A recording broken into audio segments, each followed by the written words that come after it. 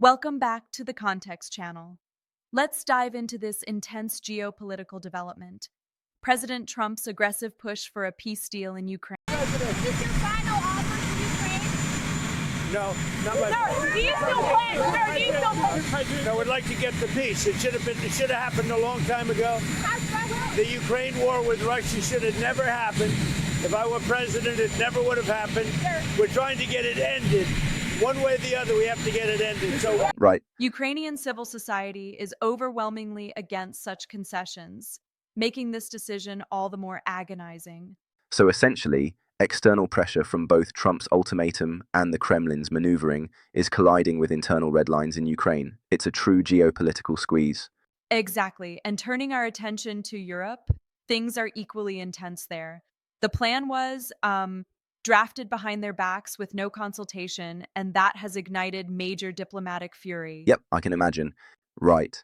European leaders have such an uncompromising stance that borders simply cannot be changed by force according to international law. They also voiced concerns regarding the proposed military limitations, which would leave Ukraine exposed.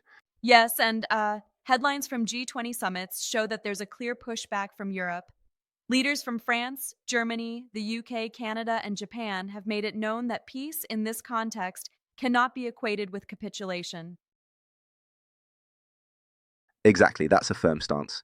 I also heard that these European advocates are insisting the current contact lines just remain as starting points for discussion rather than final borders. That's a critical distinction. Absolutely. It reinforces their commitment to preserving Ukraine's sovereignty rather than backing any unilateral decisions that could set a dangerous precedent. This sentiment underlines that a negotiated settlement must genuinely reflect Ukraine's interests, not just a convenient surrender of contested territories. It almost feels like an ultimatum to the transatlantic alliance itself. The US is pushing forward with a plan that Europe sees as sidelining their voices, and that in itself is a serious challenge to collective security, isn't it? Definitely. Here, it's a stark reminder that when a major power like the US acts unilaterally, especially in such high-stakes negotiations, it undermines the long-standing alliance. Yeah, for sure. And this is what some are calling a shift toward transactional diplomacy, which is a big departure from how things have traditionally been managed. Given all this, one could argue that the whole approach might actually sow the seeds for future conflict rather than provide lasting peace. Would you agree? I do indeed. If you think about it, by demanding such extensive concessions, territorial, military, and even political, this agreement might just entrench what's been called a frozen conflict. Indeed, It creates absolutely. a scenario where Ukraine remains perpetually vulnerable to further aggression, which hardly seems like a recipe for stable peace. It's like trying to smooth over a deep crack with quick plaster, no lasting fix, just a temporary bandage that could burst open later. Exactly. It's like putting a Band-Aid on a bullet Yeah. wound. And if Ukraine is forced to agree to jeopardize its sovereign right or reduce its defenses, the result could be long-term instability not just in Ukraine, but across Europe and the transatlantic alliance. That's brutal when you think about it. And then there's the matter of elections under martial law and even granting amnesty to Russian forces for war crimes, a move that fundamentally denies justice to countless victims. Right. It covers almost every nightmare scenario. Amnesty for actions that could constitute war crimes is not just an affront to the victims. It sets a dangerous legal precedent Absolutely, globally. that's very concerning. I have to say, there's an inherent risk here. Even if this plan leads to a so-called peace, it might be a peace built on shaky foundations. And at times, I'm not entirely convinced the threat of cutting off intelligence and weapons makes it any more palatable for Ukraine. I agree, and honestly, it does sound like a rather aggressive tactic by Trump to force a situation. It's like, he's pitting domestic priorities against international Yeah. stability. And that creates not just a diplomatic crisis, but a moral one too. You mentioned the internal division among Ukraine's allies earlier. How do you see the European strategy playing out here, especially given their insistence on upholding international law?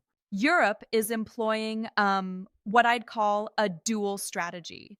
They're both condemning the imposition of this ultimatum and quietly preparing diplomatic countermeasures, sending teams to the upcoming talks in Geneva to ensure that any agreement respects principles like the inviolability of borders and Exactly, that's Ukraine's crucial. right to self-defense. So, while Trump is trying to force a deal that effectively resets the balance of power in the region, Europe is, in its own way, forming a defensive shield to protect Ukraine's long-term interests. Right. It's a complicated, multi-layered game where every move counts.